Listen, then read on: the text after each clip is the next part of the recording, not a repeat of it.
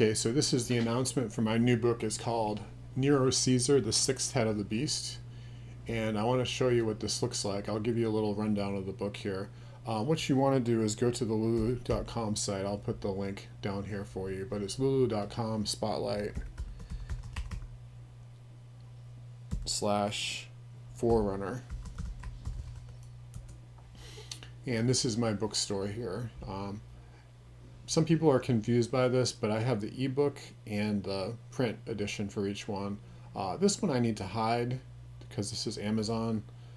And if you notice, this is the $24.95 version, but I have another version that's like $39.95, and that's for Amazon. The reason for that is that Amazon only gives 5% royalties from Lulu, so it's not a good deal for me. So I make this obscenely high to encourage people to get this at a better deal. This is a 720 page book, so it's a lot. This is a lot shorter, but what you're going to see is that this is full color. Okay, and because it's full color, I mean, it's only 86 pages, but it's a little bit pricey because it's glossy pages, and it would be a really great coffee table book to have, just to set out or to show a friend. And I'll show you what the book looks like. So anyway, you want to go to, what I would recommend is getting this version right here. This is the ebook. And don't go to Kindle to get the ebook, because basically what you're getting is a PDF file. I priced this $1 less. I mean, I make the same amount off of, it doesn't matter which one you get it for, but this one is a PDF file. You don't have to go through Kindle. You can open it on any app that runs PDF, that opens PDF files and so on. So this is what this looks like. Here I have this in preview. This is the cover. And if you have a tablet or a large screen like this, it looks really good. I mean, it's great. You have to have a larger screen though, because the font is not scalable, but it really is a nice looking book.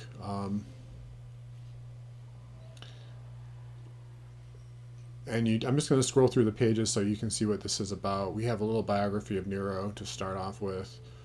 Who is Poppaea Sabina? A lot of people don't realize the role that Claudia Acte and Poppaea Sabina had in the formation of the church in the royal household. It's quite a story. What were the circumstances of the Apostle Paul's first imprisonment in Rome? A lot of people don't realize it, but when Paul goes to Rome, it's specifically to appear before Nero, and he converts quite a few people in Nero's household. So you have to think about, what did that do? Did Nero know about it? Did his wife know about it? She was a Jew, by the way. All right. So who were Caesar Nero's household? This is good information here. A lot of this is from my book in the Days of These Kings, but I edited it and I put it in full color. All right. Why does the account of Acts 28 end so abruptly? That's kind of like the end of the book. And what I say here is that this does two things. It tells liberals, number one, that Acts could not have been written in the 2nd century or the late 1st century. It ends in AD 62. So people have suggested that either Luke was not present at Paul's trial or he was released. And they just did not, he wasn't finished writing when Paul was released. And so, we just go from there. This is more information about Paul. What was Nero's golden house? Okay, this was a 300-room pleasure palace, and this is where Nero essentially had Christians tortured and executed. He also had a 100-foot-high statue of himself built. A lot of people don't know about that either. It's very similar to the statue that Nebuchadnezzar had built of himself. So that, right away that ought to scream something at you. This is a very famous picture of Nero burning Christians in his garden. And he did all kinds of things with them. It wasn't just, crucifixions or burnings. He played all kinds of really cruel games with the Christians here. Okay, so this is one of the things I've been challenged on continually by people. What's the evidence that 666 equals the number of the beast? And a lot of people have said there's no evidence that early Christians thought that, but I go into a lot of detail, and you can find this information in Gentry's books and other books, but what I have here is just a real brief summary of the different arguments for that, the different early documents like the Sibylline Oracles and the Liber Genealogus, difficult word to say, and a few other things that indicate that, that was a very popular pastime, kind of like converting a dictator's name into numbers or into code of some type so that they wouldn't know that you were talking about them, or just it was a little riddle that people like to play. And people do that today, by the way, too, in communist countries. They're not allowed to speak openly of the dictator critically, so they play these little games. Now, if there was a first imprisonment in Rome where Paul was released, there must have been a second imprisonment, and I kind of go into what are all the different sources that we can draw on to kind of piece all that together. Okay, and there's quite a bit of evidence, early evidence, and frequent evidence that Peter and Paul were both martyred in Rome. The traditional date is June 29th, AD 67. I accept that year. I don't know about the date. That's my anniversary, by the way, so I kind of like it's Peter and Paul's day, but there's quite a bit of early evidence that I put in there for that. This is a timeline. This kind of agrees with my previous book, In the Days of These Kings. I didn't have it in there, but this is all the things that Paul did throughout Nero's reign. And not everything that Paul did, but just the highlights. Let's see what else we got here. Kind of a brutal graphic picture, but this is actually something that is inspired by Clement of Rome, where he says that a young Christian woman was portrayed as Dirce, and it was a Greek myth where a woman was put to death by being tied to the horns of a bull and then smashed against rocks during the games in the amphitheaters. That's a little bit elaborate, based on just what Clement of Rome wrote about Nero's persecutions, but that's what we think he meant by that. Okay. I have a couple of other things in here. I try to piece the other books in the Bible into the timeline. I think that Peter did write his book from Rome in AD 67, right before he died. And I think that he was referring to the destruction of Jerusalem when he wrote 2 Peter 3:10. A lot of people ask about that. This is evidence that the book of Revelation was written under Nero the Emperor. And I mainly include internal evidence. There's the temple still standing argument, Revelation 11. John has to measure the temple, but he's told to leave out the outer court to be trampled by the Gentiles. So that would make little sense if the temple had already been destroyed, right? And then the other glaring evidence is that the one king who is alive when John's writing the book. So if I've found one is, who are they? I won't belabor the point there. Probably tell where I'm going with that. Here's some other evidence that was written early. There's really about a dozen early testimonies. I picked like the top 5. The big one to me is this one right here, where there's a Syriac Bible that has several Syriac manuscripts that have this.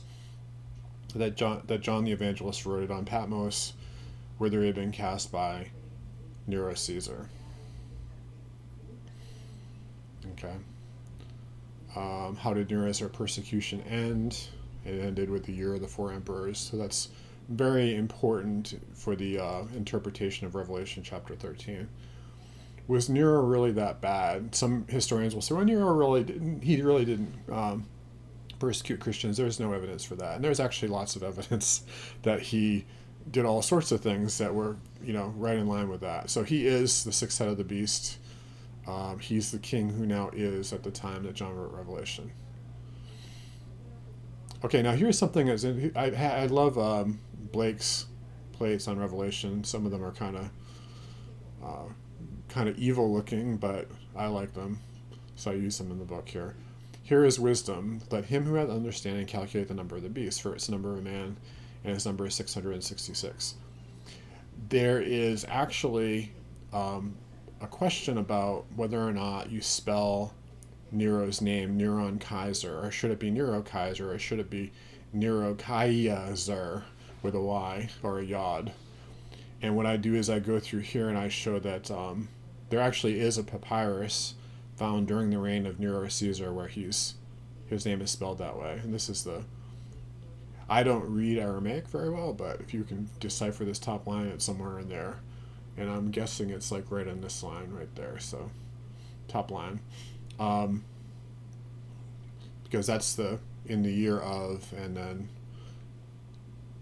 it gives a year. That part is absent, and then you have the name of Nero Caesar right there, and you can only see the top portions of the letters Kaiser, but you can tell by the way that they're spaced that there's no yod there. Essentially, that was a question that some of my friends had for me. And some people claim that the Nero Caesar thesis only appeared in the 1800s. That started with a guy named, what was his name? Carl Friedrich August Fritzsche. If I'm saying that right, Fritzsche. And he claimed that Nero Caesar was chosen as a cryptic name because the Romans had no knowledge of Hebrew letters, but obviously the Jewish Christians would. And then we had a bunch of German preterists. Some of them were liberals, just a full disclosure here. And they came up with this. They were tired of hearing people say that, it was the Pope and the Catholics saying it was Luther. And they just thought that that was ridiculous. So they kind of went back and said, look, it's probably Caesar because, these reasons. And they discovered that they had recent lexicons that had come out of Hebrew language from the Talmud and all the different writings, and they found that spelling in there. So they said, this is probably what it is. And then you have, it was popularized by Moses Stewart in America and J. Stuart Russell in England, or I guess he was Scottish. I think he was anyway. And then we had a little footnote in the book by Fervor. Fervor was probably the most popularized. He was the popularizer of preterism in the late 1800s. He wrote another book called Early Days of Christianity, and he wrote another book called Darkness and Dawn, which is his novel about Nero. And that's, that really kind of brought it into the mainstream. But here's what people don't realize. It wasn't the 1800s. If you go all the way back to the 1600s, we find French arguments. And again, they were arguing over who is the Antichrist. Is it the Pope? Is it the Lutherans? Who is it? And they were saying, no, look, it's Nero Caesar. And here's another book showing the same thing. So I actually discovered this. I was curious. I did a Google search and I found these two books. And I'm sure that there are other books out there like that. This is just what we have. So I would be surprised if it was 1640, 46. It's probably earlier than that too. But we need more research on that. So, all right, we're getting towards the middle here. And here I go more into detail with this. Is it actually the correct spelling? There's a very good paper by a guy named Craig R. Koster, who is actually somewhat of a liberal himself too, just full disclosure, but he, Phil Kaiser has used this stuff. He's pretty good. He's basically just writing, what did John think? What did John mean? He doesn't really have an agenda to try to prove any eschatological position or anything like that. Then I have a section on why Hebrew and not Greek. That's the big question, $20 question. Why would John write it in Greek and expect people to count in Hebrew? And I have different reasons for that here. And then what's the mark of the beast?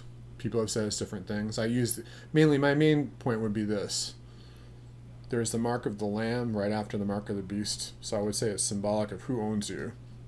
Either you're a slave of the Roman Empire and Satan, or you're a slave of Christ. Right? A bondservant of Christ. And there's actually evidence that it could be a real mark too, because there were documents showing bondservanthood, I guess is how you say it. Anyway, I'm not going to go too much into that. The beast is not the same as the Antichrist. All right. This is from Ferrar. I basically paraphrased his argument. He had 16 points, and some of the things I didn't agree with, so I kind of changed them up a little bit. Ferrara himself was somewhat liberal in that he, well, he wasn't liberal on everything, but on some things he was. But mainly he's pretty good. But there are some things that he wrote where I just like couldn't go along with it, so I kind of changed it a bit, made my own 16 points. But this is adapted from early days of Christianity. This is even without the 666. There's actually 16 different indications that this has to be talking about either Rome in the 1st century or Nero. All right, there's an artist's depiction of the statue of Nero, so on. All right, then I have some articles just for fun. This one is Quo Vadis. A lot of people don't realize that there are 2 movies made of the life of Nero that were very popular. This was the first blockbuster in history, 1913 film, and then there was a 1951 film. And it's based on a book by a Polish writer, and he refers to Nero as either, not Nero, but, you know, the whole situation in Rome. He mentions Satan, the Antichrist, or the beast 13 times in his book. That was the direct inspiration for the script. And then Sienkiewicz, I guess that's how you say his name, Sienkiewicz, he got his inspiration from Frederick Farrar. So it's kind of like a direct link between Frederick Farrar's depiction of Nero and a lot of Hollywood films on Nero. Okay. And then recently you have Hank Cannegraaff and our friend Brian Godawa, who did kind of like based their own novel series off the same idea as Darkness and Dawn. So I encourage you to get those books, by the way. A little plug for Brian. Here's an article about Marilyn Manson. Marilyn Manson was a preterist, or is a preterist, strangely enough. Here's another article I did. I think it's interesting. The first Star Trek film in the reboot had a character named Nero, and there's like all these allegory. It's all this allegorical stuff where you could have Nero as Nero and Spock as Christ, which I'm not going to get into that. But if you like Star Trek, you'll probably like this article. And then this is my last page. All right. So here is some of it's what I cover in the book. Okay. These are not chapters, but they're sections, and it's got no page numbers, no table of context, no index. It's just a fun book. If you get the money, order it on Amazon. Order it from Lulu, because Amazon's a ripoff for me and for you. You're going to pay twice as much on Amazon for the book, so get it on Lulu. And if you don't have the money for the paperback, which I think is going to be really cool when I get it, hopefully it will come out okay. You might want to wait until I okay it, but you can buy. I would go ahead and get the PDF file anyway. That's probably the best thing. Okay, so that's it. I will be looking forward to hearing what you think about it. Cheers.